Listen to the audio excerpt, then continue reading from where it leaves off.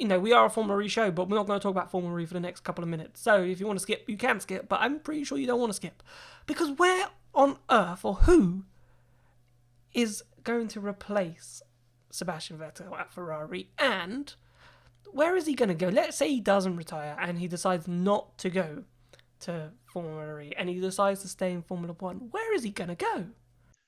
Well, these are the options because he's obviously not going to go to one of the midfield teams. He's not going to go to any of the teams like Alpha. He's not going to go to Williams. He's not going to go to Racing Point. He's not going to go yada yada yada yada. It's going to be it would be one of the top teams. Red Bull have already said no. We don't want him. We're very happy with our lineup. And the thing is, when drivers will leave, they've got Yuri Vips and Liam Lawson to come up in there. So that is, well, obviously he's leaving Scuderia Ferrari. So it's Mercedes, McLaren, or Renault are the only three viable options. I can't see him going to Mercedes, especially because Lewis is there. And honestly, Lewis isn't one of my picks to go to for Ferrari. I'll tell you what my picks are in a couple minutes. So it's between McLaren and Renault, and I've been told by a mate that apparently Renault are apparently going to offer Sebastian something, because apparently Ricciardo's heart isn't in the Renault project anymore. So they might do a switcheroo, but I'm not sure. And then the other one is McLaren doing a switcheroo with Sainz, but they aren't my two options, because I'm certain that Sebastian will leave Formula One at the end of this year. See, for me, let's say he doesn't leave. I don't think he has many options. He could, you made an interesting point before the show of him switching with Bottas and him partnering, which I think everyone would love to see Lewis Hamilton and Sebastian Vettel in the same Mercedes car. And, that would be an unreal battle. Like even just the thought of it is just like, whoa, Sebastian Vettel and Lewis Hamilton in the same car. Like, it's what we've been dreaming of for years. So that could happen. I can't see him going to a McLaren. I can't see him going to a Red Bull or Renault. But in terms of who's going to take that seat, man, if I'm Daniel Ricciardo, I'm on that phone now. I'm like, this is it. Like, I went to Renault because I needed to get out of Red Bull. You didn't want to take me then for X or Y reason. You went with Charles Leclerc. To be honest with you, Ferrari going with Charles Leclerc, they probably made the right decision at the time, because they probably knew Sebastian Vettel was going to go in a couple of years' time, so you might as well get a young, stallion in a sense, who's going to race and going to be at Ferrari for a long time. So they've got their long-term future. Daniel Ricciardo now being, getting 30 now. So, he's at that time where he can spend a couple of seasons at Ferrari. And yeah, he went to Renault. He thought, let's see what they can do. Can they get him a race-winning car? Doesn't look like it. And obviously now with the new generation of car, which he was waiting for, he was going to wait till the 2021 season and see what they could do with the new car. Could they actually catch up? But now that's been delayed to 2022. For me, this is now Ricciardo going, I can't wait till 2022. Ferrari's just come about. So I could race him for Ferrari in 2021. And be at Ferrari for the new rule change, and Ferrari should be quick. So for me, it makes sense. If I'm Daniel Ricciardo, and I think Ferrari as an image, having Daniel Ricciardo in the car, I think it will see a new side of Ferrari.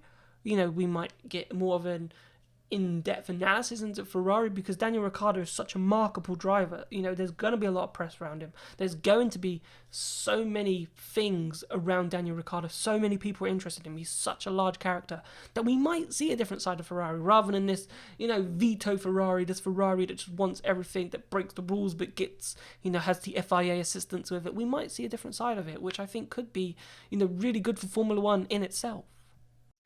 Well, yeah. The three big rumours are Daniel Ricciardo, Antonio Giovinazzi, and Carlos Sainz. Those are the three big rumours that are going to happen. I'm not going to say any of them. I'm going to say two completely different names. Jack alluded to one just then. Just Ferrari, sign a blank check. and write the name Valtteri Bottas on it. He chooses the numbers. You can and just try and persuade him away from Ferrari. He's been a brilliant number 2 to Lewis Hamilton, and so why not try and make him a number 2 to Charles Leclerc? My other, I'm just basing this on the whole like number 2 factor, because I know that Valtteri isn't the number 2. He's capable of winning these races, and so yeah, he will be there on the day. Well, no, Kimi wasn't really there to start with. He only really won that race in Kota a couple of years ago. But yeah, either get Valtteri in the car or buy Sergio Perez out of that seat at Racing Point.